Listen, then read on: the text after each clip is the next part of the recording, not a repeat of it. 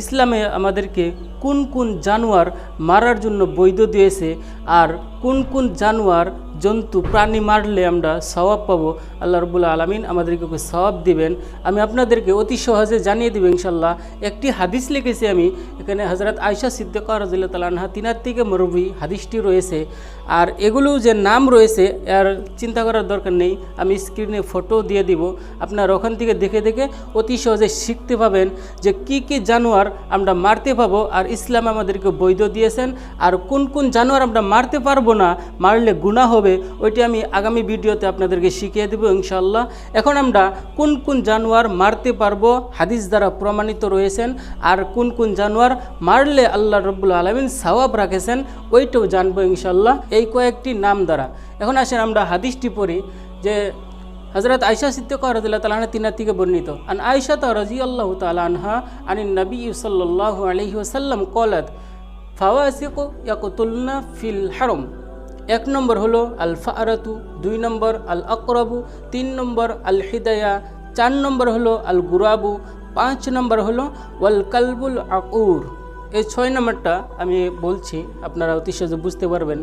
যেখানে হযরত আয়েশা সিদ্দিকা রাদিয়াল্লাহু তাআলা আনহা তিনার থেকে বর্ণিত যে আমরা এই কয়টি জানোয়ার, এই 5টি জানোয়ার মারতে পারবো।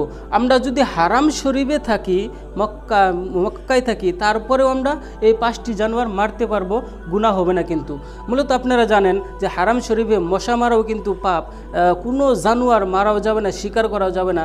তারপরেও যদি আপনারা এই 5টি জানোয়ার মারেন, আল্লাহ নবী সাল্লাল্লাহু আলাইহি ওয়াসাল্লাম জানিয়ে দেন তোমার গুনাহ হবে না। 1 নম্বরে হলো আল ফারাতু, এদুর, 2 নম্বরে হলো আল আকরাবু, বিচ্ছু, 3 নম্বর হলো আল হিদায়া, চিল, 4র্থ নম্বর হলো আল গুরাবু। এখানে আল গুরাবু দিয়ে মুরাদ কাউয়া, শুধু কাউয়া না, কালা কাউয়া। 5ম নম্বরে হলো ওয়াল কালবুল আকুর, অর্থাৎ কুকুর যেগুলো মানুষকে হামলা করে, মানুষকে কাটে, কামড়ায়, ওই কুকুর মুরাদ। আল আকুর দিয়ে যে ফাড় খানেওয়ালা অর্থাৎ মানুষকে কামড়ানোওয়ালা পাগল কুকুর এখানে মুরাদ।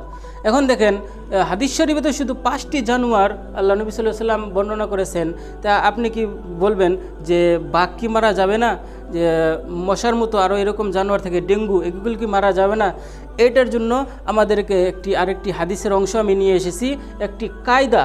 এই কায়দা যদি আপনি জানতে পারেন, কাল কিয়ামত পর্যন্ত যদি আপনি কোনো কিতাব না দেখেন, তারপরেও আপনি বাইর করতে পারবেন যে আল্লাহ নবী সাল্লাল্লাহু আলাইহি ওয়াসাল্লাম কোন কোন জানোয়ার মারার জন্য ইজাজত দিয়েছেন। সে কায়দাটা কি? কায়দা হলো এটা, মা ইয়াজুরু, অর্থাৎ পৃথিবীর মধ্যে যত মুজি জানোয়ার আছে, মুজি জানোয়ার, ভালো করে মনে রাখবেন, মুজি জানোয়ার।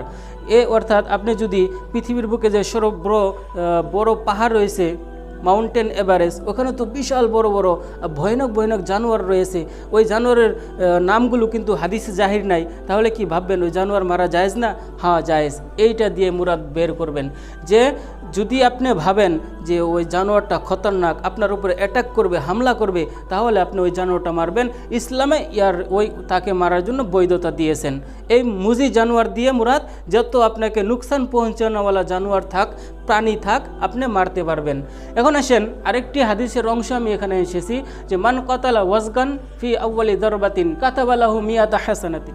এখানে দেখেন যে এই ওয়াজগান দিয়ে কি মুরাদ, এটি তিবরানির হাদিস। আল্লাহ নবী সাল্লাল্লাহু আলাইহি ওয়াসাল্লাম বলেছেন যে কোনো ব্যক্তি যদি টিকটিকি, যে টিকটিকি চিনেন না, গিরগিটের মতো যে টিকটিকি মারে, তাহলে আল্লাহ রাব্বুল আলামিন তাকে 100 সওয়াব দিবেন। অর্থাৎ আপনি যদি প্রথম বাড়িতে তাকে মারতে পারেন তাহলে আপনার জন্য 100 সওয়াব, আর যদি দ্বিতীয় বাড়িতে মারেন তাহলে আপনার তার থেকে কম সওয়াব, আর যদি তৃতীয় বাড়িতে মারেন তাহলে তার থেকে কম সওয়াব।